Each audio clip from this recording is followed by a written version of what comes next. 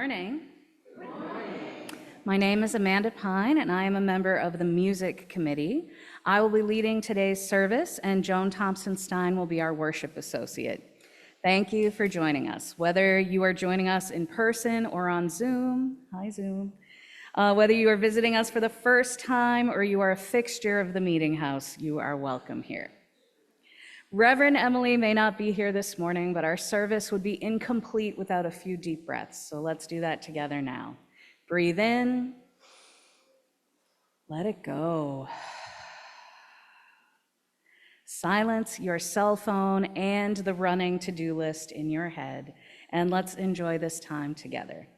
Let's take one more deep breath. Do we have a volunteer to light our chalice this morning? Come on down.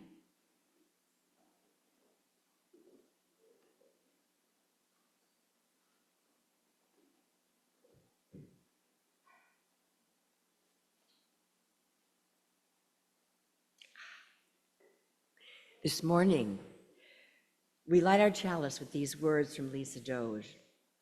What if sometimes it's not about a light in the darkness? What if sometimes it's about sparking potential into possibility and possibility into existence? What if sometimes the flame that burns in the chalice of our faith is nothing less than the ember of hope and nothing more than love set ablaze?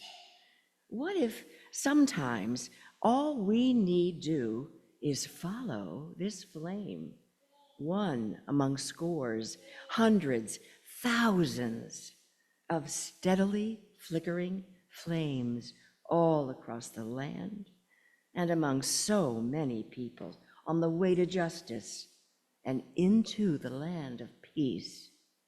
What if we dare to kindle this chalice? I invite you now to rise in body or in spirit for our opening hymn, number 1031, May I Be Filled with Loving Kindness, in the Teal hymnal.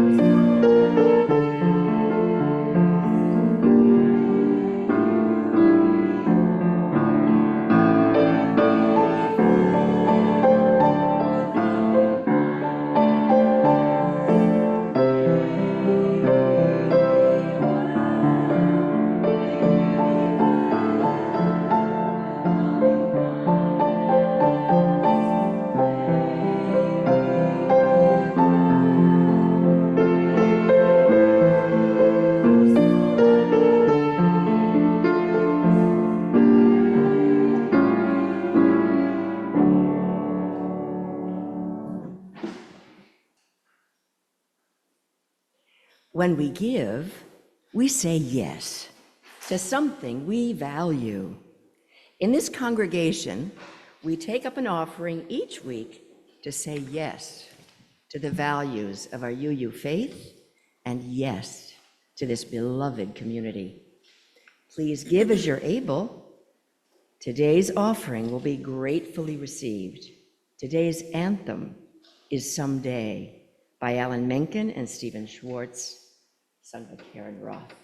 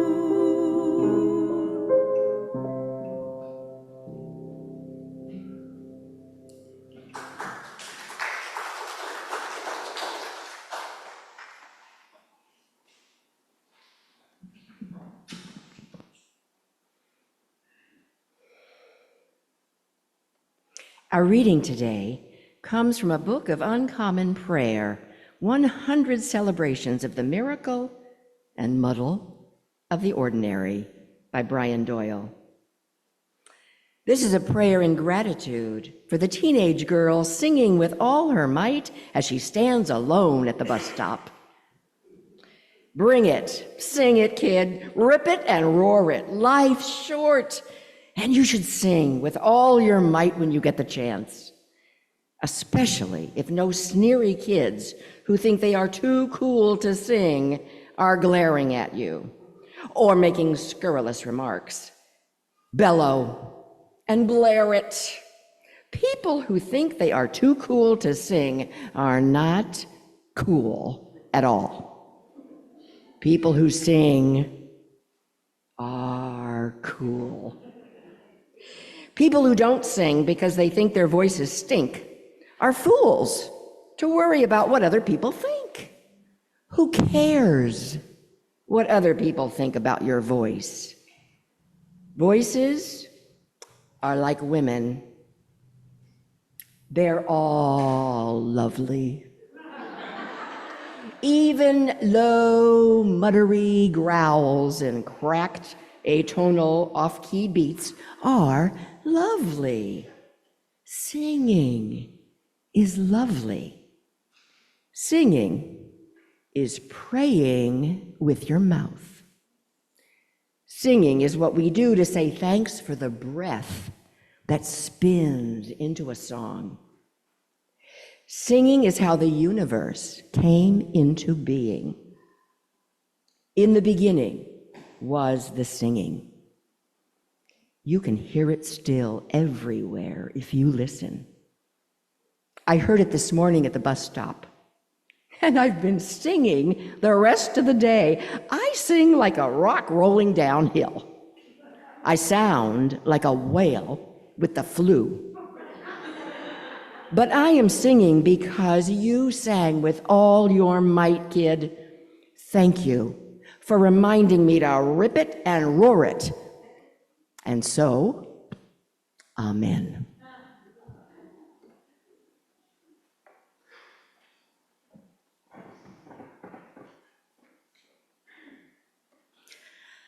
I don't believe in magic, but I have this plant. It came to us from my grandmother.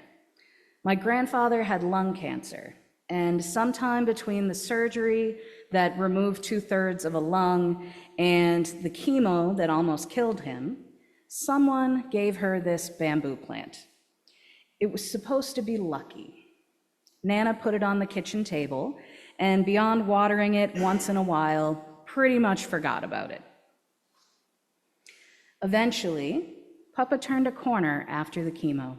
He came home from the hospital, regained his strength, and went back to irritating Nana with his singing and constant questions about dinner.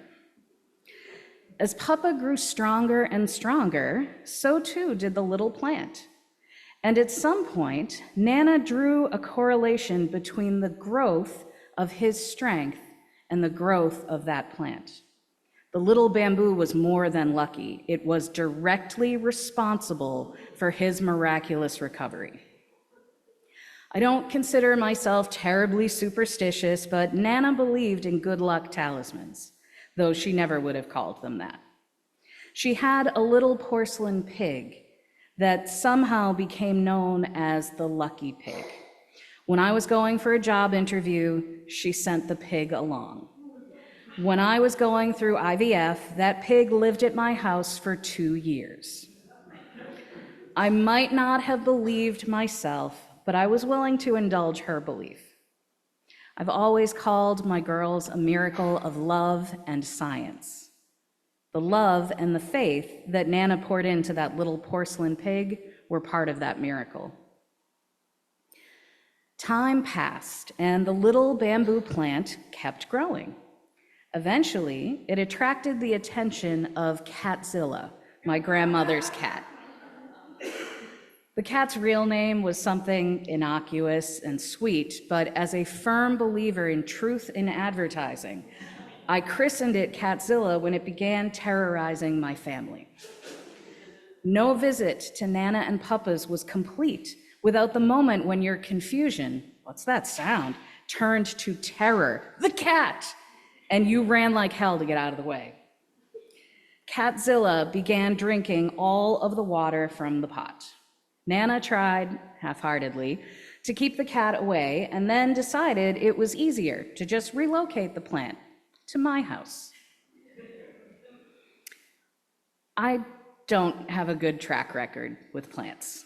My mother likes to joke that I have a black thumb. I take some offense to that now, but there was more than a small grain of truth to it way back when I inherited the bamboo plant.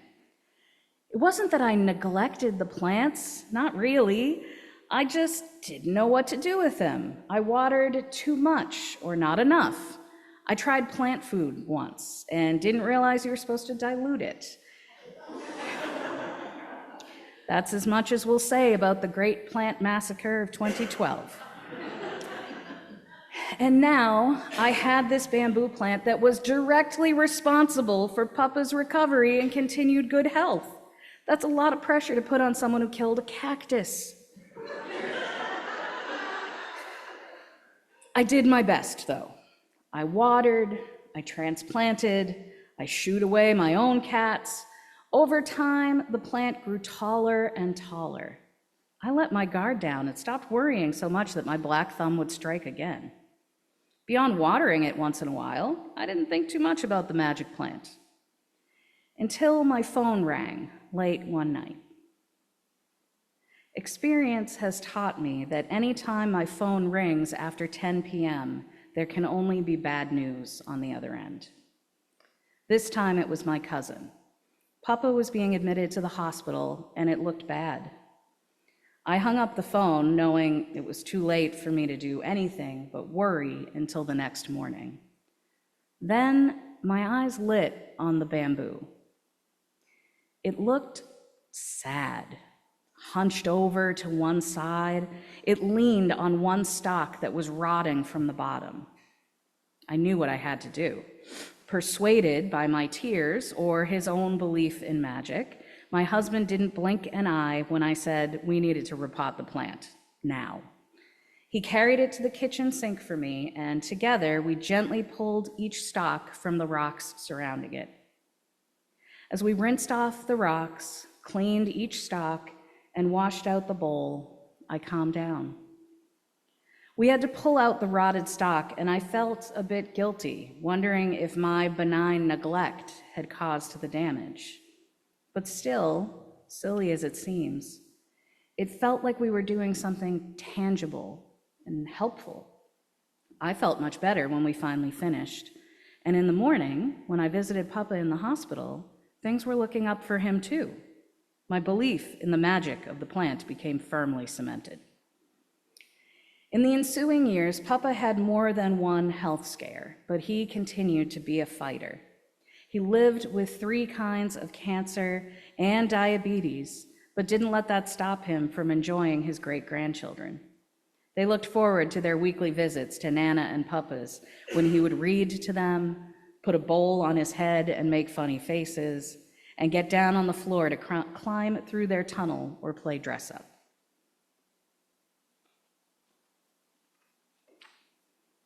The bamboo kept fighting too. Now a teenager and nearing 6 feet tall, the thin branches had trouble supporting their own weight. We added dowels of varying thickness and height, lashing the stalks to the dowels for support. We propped it up, as Papa was propped up by weekly shots, steroids, and the occasional transfusion. They fought on together. But even a magic bamboo plant can't stop death. In 2019, I found myself again looking at that plant and wondering how it kept on growing.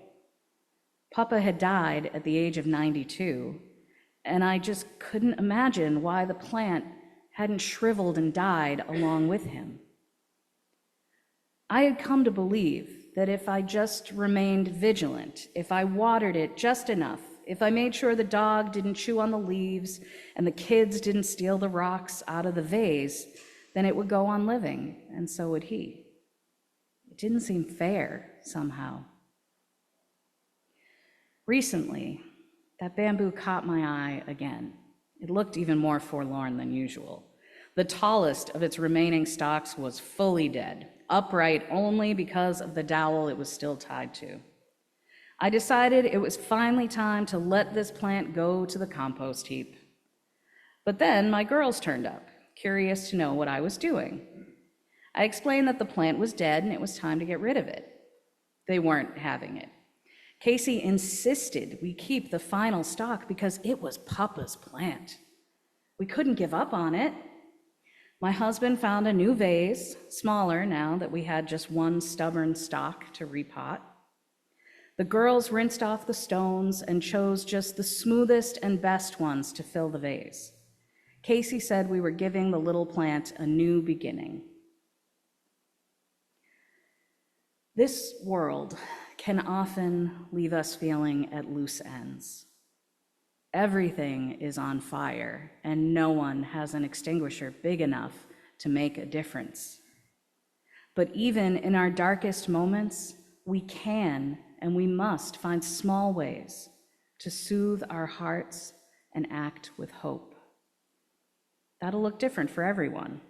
Some of us will write letters and make phone calls, run for office, or march with like-minded crowds. Some of us will make art, turning pain into paint and protest into poetry. Some of us will drive into the desert to scream into the open air. Some of us will go to the ocean to breathe in the presence of the holy. And some of us will raise children, teaching them that kindness and love and compassion cost us nothing but give us everything. The world needs us to find hope, friends, and share it. What will you do in the face of this uncertainty to tell the world that you are still here, still hopeful, and still determined to work towards change? I may not believe in magic, but I do believe in hope, small acts of hope, like choosing the best stones and giving a scrappy little plant its new beginning.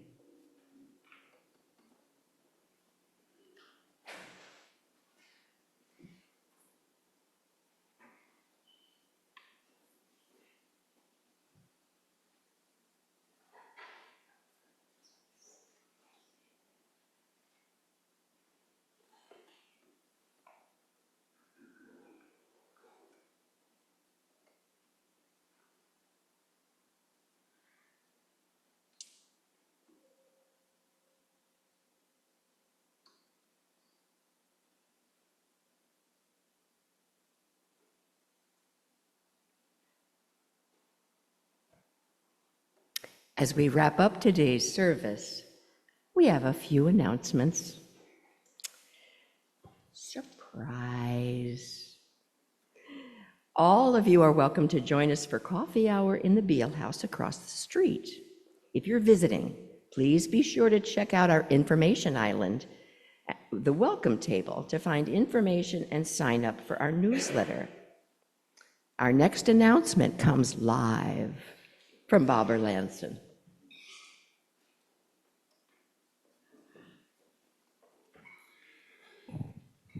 In conjunction with Raise Up Massachusetts and the MTA, we're going to be hosting a Corporate Fair Share Act town hall meeting on October 14th. Now, this is the same groups that helped pass the Fair Share Amendment way back when, that has raised $6 billion for infrastructure, education. The same group, we're looking to change the tax rate for the offshore profits that big corporations kind of take away from local areas. We want to raise it up to the level that the other states in the area have. Now, this is in conjunction with the pushback for the federal cuts that are coming down in the next couple of years. And one of the things that we'll be looking for is stories that people have, that knowing their organization or their friends, family who might be experiencing some of these cuts, that we need to raise this revenue to help push back against those losses. I was just in New Bedford last Thursday, hearing the stories from these individuals who live there. We are so lucky. We're not going to have to worry so much about some of these cuts, but some of these people are just terrified. Their Medicaid, SNAP benefits. So we want to make sure our legislators hear from us to pass these acts to help, put a Band-Aid on this. It's not going to solve it, but at least it's a step. So look for that in the the newsletter in the coming weeks. I hope to see you there. Thank you. Tuesday the 14th, 6:30. Thank you, Bob. Leading up to the yes, Christina. Yes. Oh, Silver Bells family. No, come ahead. In your order of worship, we have several dinners and a sign-up sheet over at Eagle Island. We are going to be out for 3 weeks, so be sure to sign if you're interested. You can sign up for circle dinners. They'll be going for about 3 weeks. Just check out the info table across the street. Thanks, Christina. Next Friday, October 3, is our next First Friday fire pit. Join Reverend Emily and others at the fire pit next to the playground for some relaxation and fun.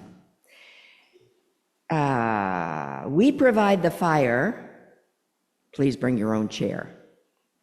Next Sunday, October 5, after coffee hour, the governing board is holding a listening circle to share information about the restitution proceedings with the man who vandalized our building, as well as figures regarding repair costs.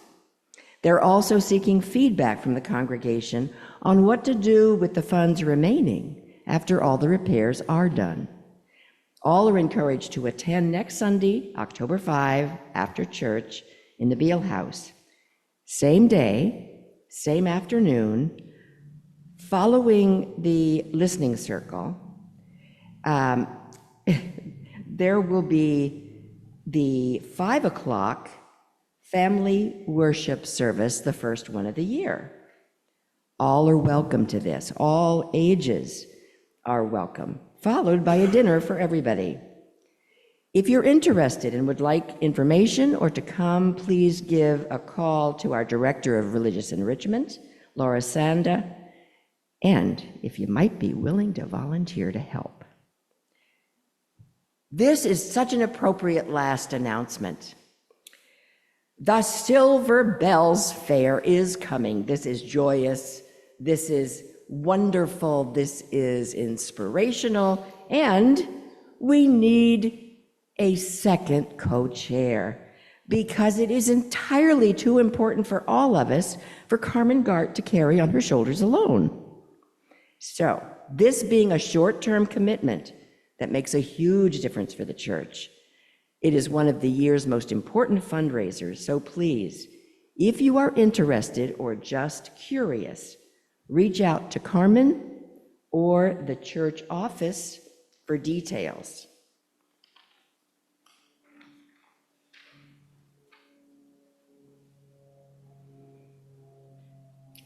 The Silver Bells Fair is such a wonderful bridge to our closing hymn. It is number 1028 in the Teal Hymnal, The Fire of Commitment.